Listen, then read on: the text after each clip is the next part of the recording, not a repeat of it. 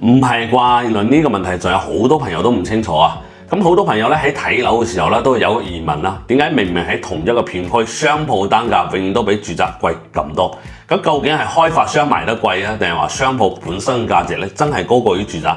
今日咧我就一次性同大家講清楚。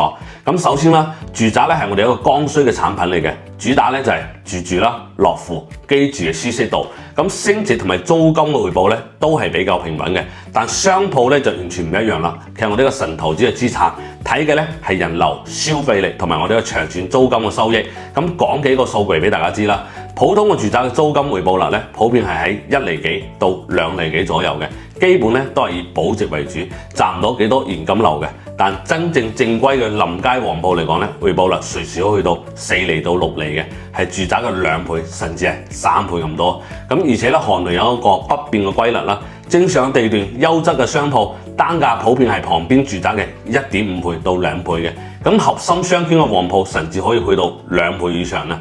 反而郊區冇人留啲商鋪咧，先會出現同住宅平價甚至係更平嘅情況。咁最重要嘅一點咧，住宅咧係越起越多嘅，而臨街嘅黃鋪咧係越用就越稀缺。咁小區咧可以不斷嘅新建，但係咧成熟商圈、小區門口、主幹道嘅臨街黃鋪嘅話咧係有限嘅資源嚟㗎。咁無論你係想開店做生意，亦或係長線投資咧，穩定嘅收租、被動嘅收入都好，商鋪咧係值得考慮嘅選擇。